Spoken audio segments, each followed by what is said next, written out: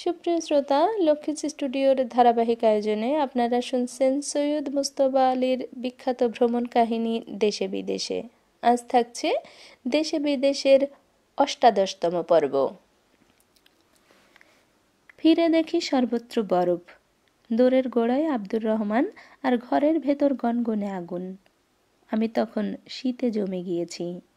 আব্দুর রহমান হাসি মুখে আমার হাতে চুমু খেলো, কিন্তু আমার মুখের দিকে তাকিয়ে তার মুখ শুকিয়ে গেল। দাঁড়ান হুজুর, বলে আমাকে কোলে করে এক লাফে উঠানে নেমে গেল। এক মুঠো পেঁজা বরফ হাতে নিয়ে আমার নাক আর কানের ডগা সেই বরফ দিয়ে ঘন ঘন ঘষে আর ভীত কণ্ঠে জিজ্ঞেস করে, চিনচিন করছে না? ভাবলুম এও বুঝি পানশিরের কোনো জঙ্গলি অভ্যর্থনার আদিক্ষেতা। বিরক্ত হয়ে বললুম, চলো চলো, ঘরের ভেতরে চলো, শীতে আমার হাড়মাস জমে গিয়েছে। আব্দুর রহমান কিন্তু তখন তার শালপ্রাংশ মহাবাহু দিয়ে আমাকে এমনি জড়িয়ে ধরে দোকানে বরফ ঘষছে যে আমি কেন, কিক্কর সিংহেরও সাধ্যি নেই যে সে বুদ্ধ ছিন্ন করে বেরুতে পারে। আব্দুর রহমান শুধু বরফ ঘষে আর একটানা মন্ত্রোচ্চারণের মতো শুধাই, চিনচিন করছে, চিনচিন করছে। শেষটায় অনুভব করলুম সত্যি নাক আর কানের ডগায় ঝিঝি ছাড়ার সময় যেরকম চিনচিন করে সেরকম হতে আরম্ভ করেছে।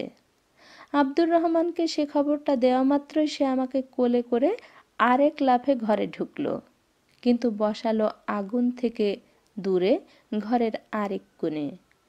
রোদে পড়া মোষ যেরকম কাদার দিকে ধায়, আমিও সেই রকম আগুনের দিকে যতই ধাওয়া করি, আব্দুর রহমান ততই আমাকে ঠেকিয়ে রেখে বলে, সর্বাঙ্গে রক্ত চলাচল শুরু হোক হুজুর, তারপর যত খুশি আগুন পোয়াবেন।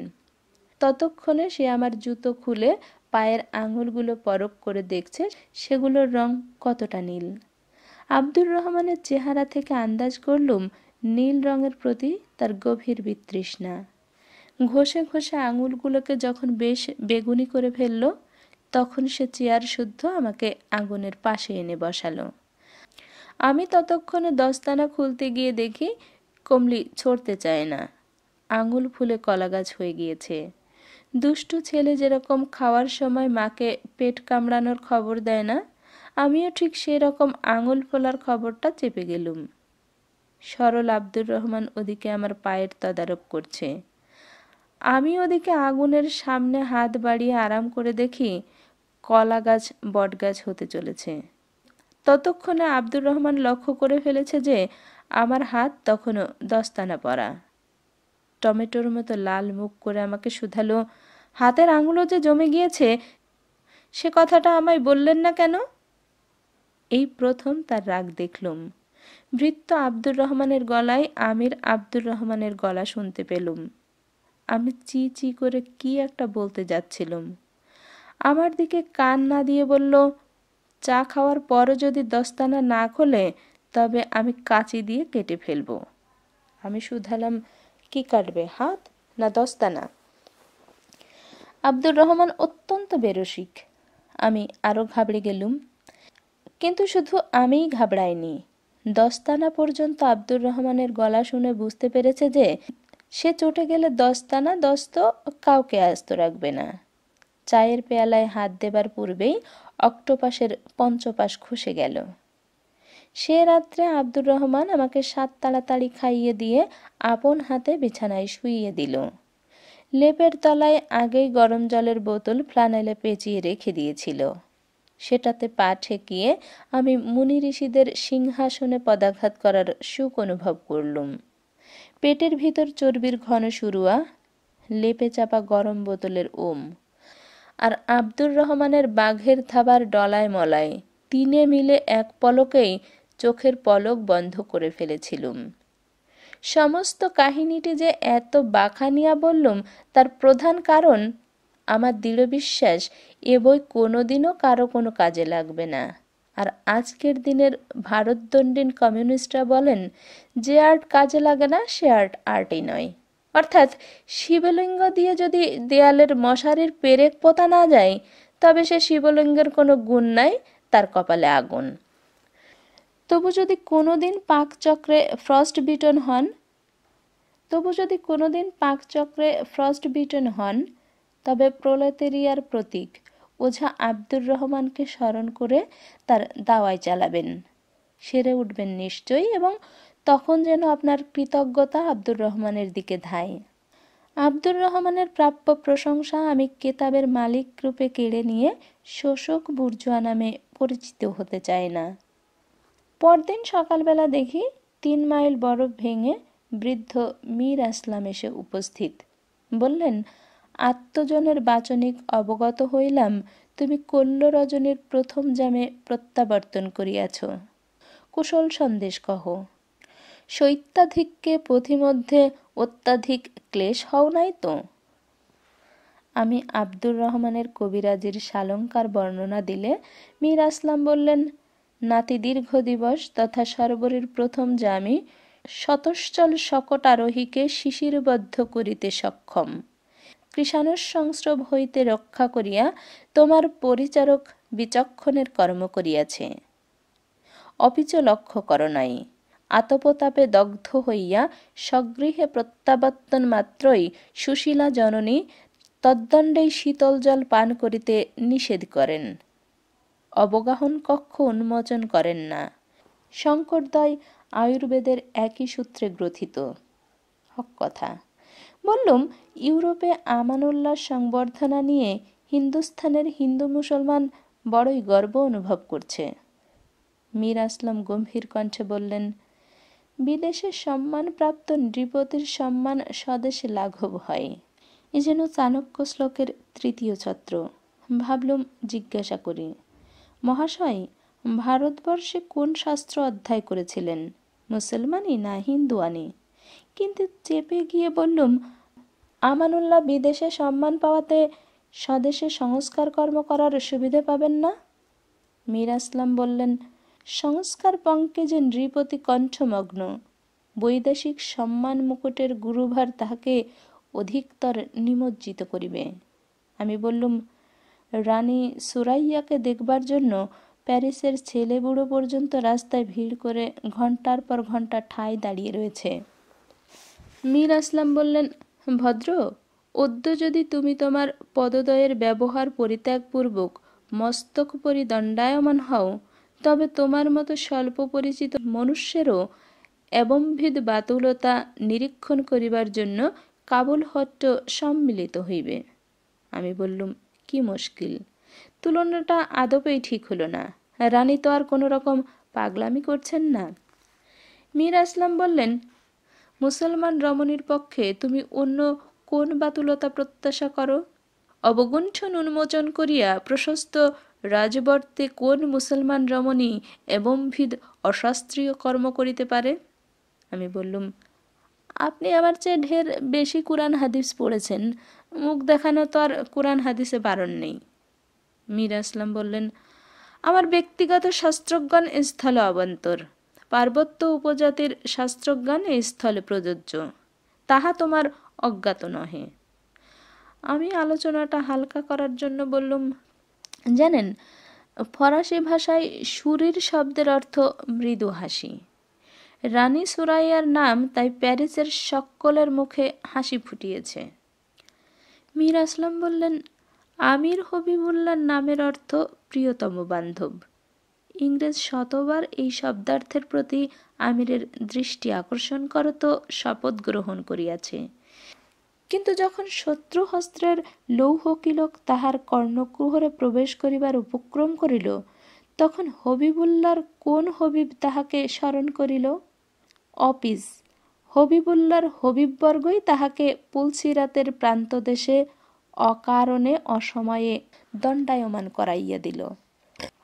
আমি বললুম, ও তো পুরনো কাসুন্দি, কিন্তু ঠিক করে বলুন তো, আপনি কি আমানুল্লাহর সংস্কার পছন্দ করেন না? বললেন, বৎস, গুরুর পদসেবা করিয়া আমি শিক্ষা লাভ করিয়াছি, আমি শিক্ষা সংস্কারের বিরুদ্ধে কেন দণ্ডায়মান হইব? কিন্তু আমানুল্লাহ যে ফিরিঙ্গি শিক্ষা প্রবর্তন ভিলাসী, আমি তাহা ভারতবর্ষে দর্শন করিয়া ঘৃণাবোধ করিয়াছি। কিন্তু ভদ্র, তোমার সুমিষ্ট চৈনিক জুস পরিত্যাগ করিয়া এই তিক্ত উক্ত বিষয়ের আলোচনায় কি লভ্য? যুষপাত্র কি তুমি স্বদেশ হইতে আনায়ন করিয়াছ? গুরুগৃহের সুগন্ধ নাসারন্ধ্রে প্রবেশ করিতেছে। আমি বললুম, আপনার জন্য এক প্যাকেট এনেছি। মীর আসলাম সন্দিগ্ধ নয়নে তাকিয়ে বললেন, কিন্তু ভদ্রে? কিন্তু ভদ্র, শুল্কোদ্ধরণিকের ন্যায্য প্রাপ্য অর্পণ করিয়াছ সত্য। আমি বললুম, আপনার কোনো ভয় নেই। কাবুল কাস্টম হাউসকে ফাঁকি দেবার মতো এলেম আমার পেটে নেই। বিছানার ছারপোকাকে পর্যন্ত সেখানে পাসপোর্ট দেখাতে হয়, মাসুল দিতে হয়। আমি তাদের সব অন্যায্য দাবি দেওয়া কড়াই গণ্ডায় শোধ করেছি। আপনাকে হারাম খাইয়ে আমি কি আখেরে জাহান্নামে যাব? মীর আসলাম আমাকে শীতকালে কোন কোন বিষয়ে সাবধান হতে হয় সে সম্বন্ধে অনেক উপদেশ দিলেন। আব্দুর রহমানকে ডেকে ঘৃত লবণ তৈল তণ্ডুল বস্ত্র ইন্ধন সম্বন্ধে নানা সুযুক্তি দিয়ে বিদায় নিলেন। খবর পেয়ে তারপর এলেন মৌলানা। আমি আমানুল্লাহর বিদেশ সম্মান পাওয়া আর সে সম্বন্ধে মীর আসলামের মন্তব্য তাকে বললুম। মৌলানা বললেন, আমানুল্লাহ যাদের কথায় চলেন তারা তো বাদশাহের সম্মানে নিজেদের সম্মানিত মনে করছে। মুস্তফা কামাল যদি তুর্কিকে, রেজা শাহ যদি ইরানকে প্রগতির পথে চালাতে পারেন, তবে আমানুল্লাহ বা পারবেন না কেন? এই হলো তাদের মনের ভাব। কথাটা খুলে বলার প্রয়োজন পর্যন্ত বোধ করেন না, কারণ কোনো রকম বাধাও তো কেউ দিচ্ছে না। আমি বললুম, কিন্তু মৌলানা, কতগুলি সংস্কারের প্রয়োজন আমি মোটেই বুঝে উঠতে পারি না। এই ধরো না, শুক্রবারের বদলে বৃহস্পতিবার ছুটির দিন করা। মৌলানা বললেন, শুক্রবার ছুটির দিন করলে জুম্মার নামাজের হিড়িকে সমস্ত দিনটা কেটে যায়। ফালতু কাজকর্ম করার ফুসরত পাওয়া যায় না। তাই আমানুল্লাহ দিয়েছেন সমস্ত বৃহস্পতিবার দিন ছুটি, আর শুক্রবার জুমার নামাজের জন্য আধ ঘন্টার বদলে 1 ঘন্টার ছুটি। কিন্তু জানো, আমি আরেকটা কারণ বের করেছি। এই দেখো না, অ্যারোপ্লেনে করে যদি তুমি শান্তিনিকেতনের ছুটির দিন বুধবার বেরো, এখানে পৌঁছবে ছুটির দিন বৃহস্পতিবারে, তারপর ইরাক পৌঁছবে শুক্রবারে, সেও ছুটির দিন, তারপরের দিন প্যালেস্টাইন, সেখানে ইহুদিদের জন্য শনিবার ছুটি, তারপরের দিন রবিবারে ইউরোপে, তারপরের দিন সাউথ সি আয়ারল্যান্ডে, সেখানে তো তামান হপ্তা ছুটি। আমি বললুম, উত্তম আবিষ্কার করেছ, কিন্তু বেশ কিছুদিনের ছুটি নিয়ে এখানে এসেছে তো, না হলে বরফ ভেঙে কাবুলে ফিরবে কি করে? মৌলানা বললেন, 2-1 দিনের মধ্যেই বরফের উপর পায়ে চলা পথ পড়ে যাবে, আসতে যেতে অসুবিধা হবে না। কিন্তু আমি চললুম দেশে, বউকে নিয়ে আসতে। বেনোয়া সাহেব মত দিয়েছেন, তুমি কি বলো? আমি শুধালুম, বউ রাজি আছেন? মৌলানা বললেন, হ্যাঁ।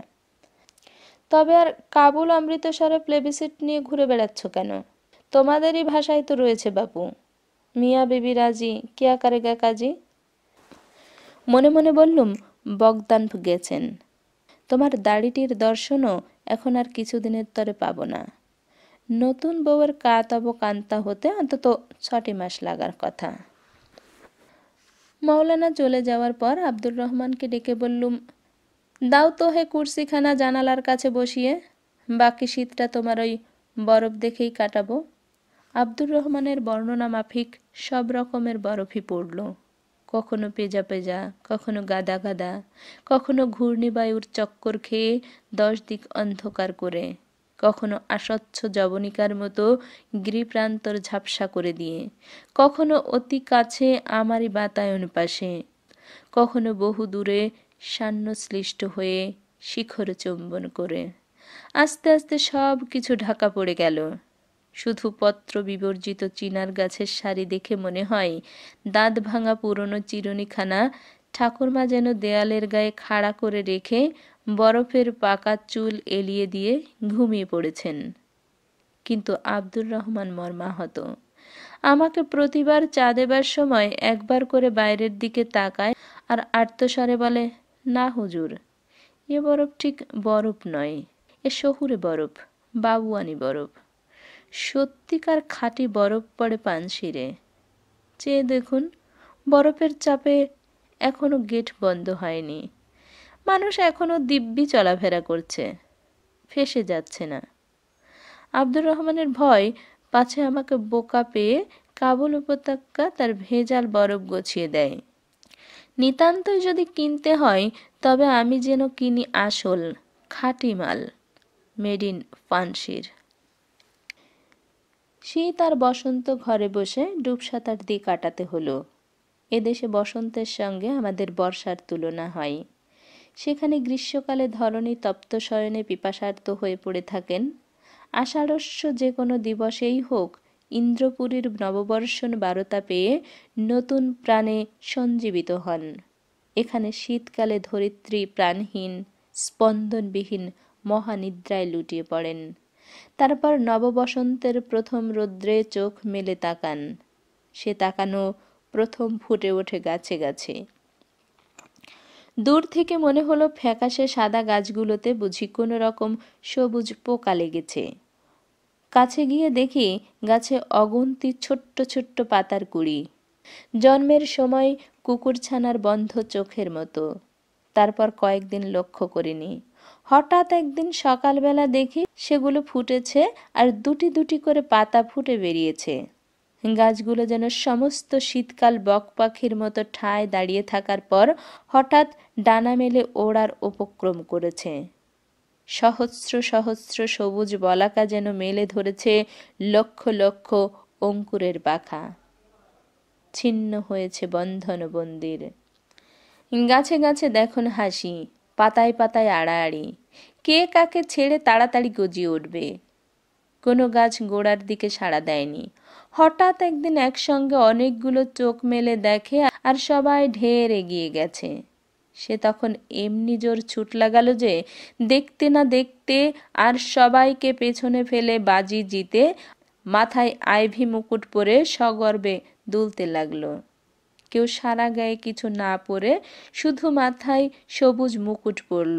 কেউ ধীরে সুস্থে সর্বাঙ্গে যেন সবুজ চন্দনের ফোঁটা পড়তে লাগলো। এতদিন বাতাস শুকনো ডালের ভেতর দিয়ে হু হু করে ছুটে চলে যেত। এখন দেখি কি আদরে পাতাগুলোর গায়ে ইনিয়ে বিনিয়ে হাত বুলিয়ে যাচ্ছে। কাবুল নদীর বুকের উপর জমে যাওয়া বরফের জগদ্দল পাথর ফেটে চৌচির হলো। পাহাড় থেকে নেমে গম্ভীর গর্জনে শত শত নব জলধারা। সঙ্গে নেমে আসছে লক্ষ লক্ষ পাথরের নুড়ি আর বরফের টুকরো। নদীর উপর কাঠের পুলগুলো কাঁপতে আরম্ভ করেছে। সিকান্দার শাহের আমল থেকে তারা হাঁটু ভেঙে কতবার নুয়ে পড়েছে, ভেসে গিয়েছে, ফের দাঁড়িয়ে উঠেছে, তার হিসেব কেউ কখনো রাখতে পারেনি। উপরে তাকিয়ে দেখি গভীর নীলাম্বুজের মতো নবীন নীলাকাশ হংস শুভ্র মেঘের ঝালর ঝুলিয়ে চন্দ্রাতপ সাজিয়েছে। উপত্যকার দিকে তাকিয়ে দেখি সবুজের বন্যায় জনপদ অরণ্য ডুবে গিয়েছে। এরকম সবুজ দেখেই পূর্ববঙ্গের কবি প্রিয়ার শ্যামল রঙের স্মরণে বলেছিলেন, ও বন্ধুয়া কোন বন ধোয়াও ছাওলা নীলা পানি, গোসল করি হইলা তুমি সকল রঙের রানী। কিন্তু এ উপত্যকা এ বনরাজি এরকম সবুজ পেল কোথা থেকে? নীল আকাশের নীল আর সোনালি রোদের হলদে মিশিয়ে। কিন্তু আমাদের বর্ষা আর এদেশের বসন্তে একটা গভীর পার্থক্য রয়েছে। বর্ষায় আমাদের মন ঘরমুখ হয়, এদেশের জনপ্রাণীর মন বাহির্মুখ হয়।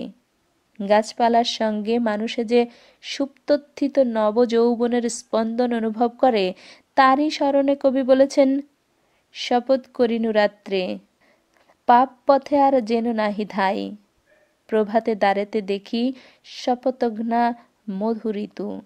কি করি উপায়? শুধু ওমর খাইয়াম দোটানার ভিতরে থাকা পছন্দ করেন না। তিনি গর্জন করে বললেন, বিধিবিধানের শীত পরিধান, ফাগুন আগুন দহন করো, আয়ু বিহঙ্গ উড়ে চলে যায়, হে সাকি পিয়ালা অধরে ধরো। কাবুলিরা তাই বেরিয়ে পড়ছে, না বেরিয়ে উপায় নেই। শীতের জ্বালানি কাঠ ফুরিয়ে এসেছে। দুম্বা ভেড়ার জাবনা তলায় এসে ঠেকেছে। শুটকি মাংসের পোকা কিলবিল করছে। এখন আত্তপ্ত বসন্তের রোদে শরীরকে কিঞ্চিত তাতানো যায়। দুম্বা ভেড়া কচি ঘাসে চড়ানো যায় আর আধখাঁচড়া শিকারের জন্য 2-4 দল পাখিও আস্তে আস্তে ফিরে আসছে। আব্দুর রহমান বলল, পানশির অঞ্চলের ভাঙা বরফের তলায় কি এক রকমের মাছও নাকি এখন ধরা যায়। অনুমান করলুম কোনো রকমের স্প্রিং ট্রাউটই হবে। হ্রদ দেখার সময় যারা কলা বেচার দিকেও মাঝে মাঝে নজর দেন তাদের মুখে শুনেছি, কুবের যক্ষকে ঠিক 1 বছরের জন্যই নির্বাসন দিয়েছিলেন, তার একটা গভীর কারণ আছে। 6 ঋতুতে 6 রকম করে প্রিয়ার বিরহ যন্ত্রণা ভোগ না করা পর্যন্ত মানুষ নাকি পরিপূর্ণ বিচ্ছেদ বেদনার স্বরূপ চিনতে পারে না। আর বিদগ্ধজনকে 1 বছরের বেশি শাস্তি দেওয়াতেও নাকি কোনো সূক্ষ্ম চতুরতা নেই। সোজা বাংলায় তখন তাকে বলে মরার উপর খাড়ার ঘা দেওয়া মাত্র। আফগান সরকার অযথা বিঘ্ন সন্তোষী নন বলে 6টি ঋতু পূর্ণ হওয়া মাত্রই আমাকে পাণ্ডববর্জিত গণ্ডগ্রামের নির্বাসন থেকে মুক্তি দিয়ে শহরে চাকরি দিলেন। এবারে বাসা পেলুম লব-ই-দরিয়া অর্থাৎ কাবুল নদীর পারে, রাসান দূতাবাসের গা ঘেঁষে, বেনোয়া সাহেবের সঙ্গে একই বাড়িতে। প্রকাণ্ড সে বাড়ি, ছোটখাটো দুর্গ বললেও ভুল হয় না। চারিদিকে উঁচু দেওয়াল, ভেতরে চক মেলানো একতলা দোতলা নিয়ে 26খানা বড় বড় কামরা, মাঝখানের চত্বরে ফুলের বাগান, জলের ফোয়ারাটা পর্যন্ত বাদ যায়নি। বড় লোকের বাড়ি, সরকারকে ভাড়া দেওয়া হয়েছে। বেনোয়া সাহেব ফন্দি ফিকির করে বাড়িটা বাগিয়েছিলেন। আমি নিলুম এক কোণে 4টে ঘর, আর বেনোয়া সাহেব রইলেন আরেক কোণে আর 4টে ঘর নিয়ে। বাকি বাড়িটা খাকা করে, আর সে এতই প্রকাণ্ড যে আব্দুর রহমানের সঙ্গীত রব কায়ক ক্লেশে আঙিনা পাড়ি দিয়ে ওপারে পৌঁছাই। শহরে এসে গোষ্ঠী সুখ অনুভব করার সুবিধা হলো। রাসান রাজদূতাবাসে রোজই যাই, 2 দিন না গেলে দেমিদপ এসে দেখা দিয়ে যান। সৈফুল আলম মাঝে মাঝে ঢু মেরে যান। সমর্থ বউ সম্বন্ধে অহরহ দুশ্চিন্তাগ্রস্ত মৌলানার দাড়ির দর্শনও মাঝে মাঝে পাই। দোস্ত মোহাম্মদ ঘূর্ণিবায়ুর মতো বেলা অবেলায় চক্কর মেরে বেরোবার সময় কলাডা মোলাডা ফেলে যান। বিদগ্ধ মীর আসলাম সুসিদ্ধ চৈনিক জুস পান করে যান। তাছাড়া ইনি উনি তিনি তো আছেনই, আর নিতান্ত বান্ধব বাড়ন্ত হলে বিরোহী যক্ষ বেনোয়া তো হাতের নাগাল। রাসান রাজদূতাবাসে আরও অনেক লোকের সঙ্গে আলাপ পরিচয় হলো। দেমিদপকে বাদ দিয়ে সকলের পয়লা নাম করতে হয় বলশপের। নামের সঙ্গে অর্থ মিলিয়ে তার দেহ বড়রস্ক বৃষস্কন্ধ শালপ্রাংশু মহাভূবাহু বললে আব্দুর রহমান বরংস অপাংক্তেও হতে পারে। ইনি সে বর্ণনা গলাধকরণ করে অনায়াসে সেকেন্ড হেল্পিং চাইতে পারেন। আব্দুর রহমানের সঙ্গে পরিচয় করে দেবার সময় যে দ্বিতীয় নরদানবের কথা বলেছিলুম, ইনি সেই বিভীষিকা। বহুবার এর সঙ্গে বেড়াতে গিয়েছি। কাবুল বাজারের মতো পপুলার লিগ অব নেশনে আজ পর্যন্ত এমন দেশি বিদেশি চোখে পড়েনি যে তাকে দেখে হকচকিয়ে যায়নি। হুঁশিয়ার শোয়ার হলে তক্ষুনি ঘোড়ার লাগাম টেনে ধরেছে। বহু ঘোড়াকে ঘাবড়ে গিয়ে সামনের পা দুটো আকাশে তুলতে দেখেছি। টেনিস কোর্টে র্যাকেট নিয়ে নামলে শত্রুপক্ষ বেজলাইনের 10 হাত দূরে তারের জালের গা ঘেঁষে দাঁড়াতো। বল সব বেজে দাঁড়ালে তার কোনো পার্টনার নেটে দাঁড়াতে রাজি হতো না। শত্রুপক্ষের তো কথাই ওঠে না। তাঁতের র্যাকেট ঘন ঘন ছিঁড়ে যেত বলে অ্যালুমিনিয়াম জাতীয় ধাতুর র্যাকেট নিয়ে তিনি তাড়ু হাঁকড়াতেন। স্বচ্ছন্দে নেট ডিঙোতে পারতেন, লাভ দেবার প্রয়োজন হতো না।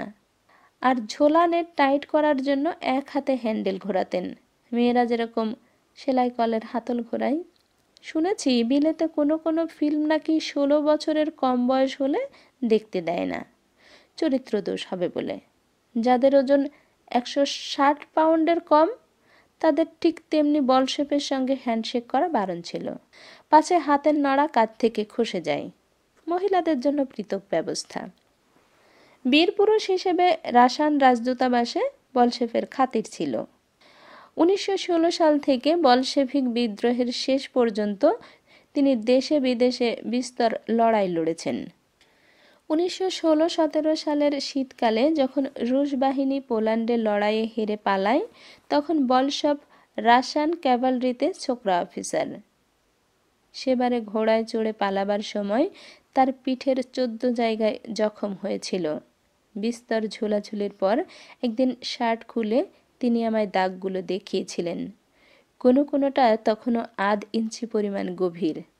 আমি ঠাট্টা করে বলেছিলাম, পৃষ্ঠে তব অস্ত্র লেখা। বলসবকে কেউ কখনো চটাতে পারেনি বলেই রসিকতাটা করেছিলাম। তিনি ভারতবর্ষের ক্ষাত্রবীরত্বের কোড শুনে বললেন, যদি সেদিন না পালাতুম তবে ত্রস্কির আমলে পোলদের বেধড়ক পাল্টা মার দেবার সুখ থেকে যে বঞ্চিত হতুম তার কি? মাদাম দেমিদভ সঙ্গে সঙ্গে বললেন, আর জানেন তো মসিও, ওই লড়াইতেই সোভিয়েত রাশার অনেক পথ সুরাহা হয়ে যায়। বলসফের একটা মস্ত দোষ, দুদণ্ড চুপ করে বসে থাকতে পারেন না। হাত দুখানা নিয়ে যে কি করবেন ঠিক করতে পারেন না বলে এটা সেটা নিয়ে সবসময় নাড়াচাড়া করেন। বেখেয়ালে একটু বেশি চাপ দিতেই কর্ক স্ক্রুটা পর্যন্ত ভেঙে যায়। তিনি ঘরে ঢুকলেই আমরা টুকিটাকি সব জিনিস তার হাতের নাগাল থেকে সরিয়ে ফেলতুম। আমার ঘরে ঢুকলে আমি তৎক্ষণাৎ তাকে এক থালা আস্ত আখরোট খেতে দিতুম। দুটো একটা খেতেন মাঝে মাঝে। যাওয়ার পর দেখা যেত সবকটি আখরোটের খোসা ছাড়িয়ে ফেলেছেন, চহার মাগজ শিকন না দেওয়া সত্ত্বেও। এরকম অজাতশত্রু লোক সমস্ত কাবুল শহরে আমি দুটি দেখিনি। একদিন তাই যখন দেমিদফের ঘরে আলোচনা হচ্ছিল, তখন বলসফের সবচেয়ে দিল্লি দোস্ত রোগাপটকা স্নেহশক বললেন, বলসফের সঙ্গে সকলের বন্ধুত্ব তার গায়ের জোরের ভয়ে। বলসফ বললেন, তাহলে তো তোমার সবচেয়ে বেশি শত্রু থাকার কথা। স্নেহশক বললেন, পদাবলীর ভাষায় প্রকাশ করলে তার রূপ হয়, বধূ তোমার গর্বে গরবিনী হাম, রূপাসী তুহারি রূপে। বাকিটা তিনি আর প্রাণের ভয়ে বলেননি। বলসব বললেন, রোগালোকের ওই এক মস্ত দোষ, খামোখা বাজে তর্ক করে, বলে কিনা ভয়ে বন্ধুত্ব, যত সব পরস্পরদ্রোহী আত্মঘাতী বাক্যাড়ম্বর। বলসব সম্বন্ধে এত কথা বললুম তার কারণ তিনি তখন আমানুল্লাহর এয়ারফোর্সের ডাঙর পাইলট।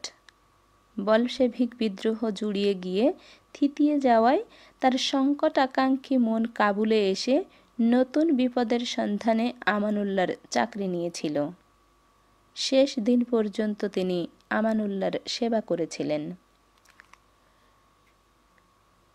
এতক্ষণ আপনারা শুনলেন দেশে বিদেশের ৮৮তম পর্ব। কে কোথা থেকে শুনছেন এবং পর্বটি কেমন লাগছে তা জানার জন্য অধীর আগ্রহে কমেন্ট বক্সে চেয়ে থাকব।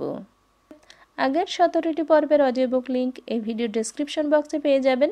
চ্যানেলটি ভিজিট করার জন্য অসংখ্য ধন্যবাদ।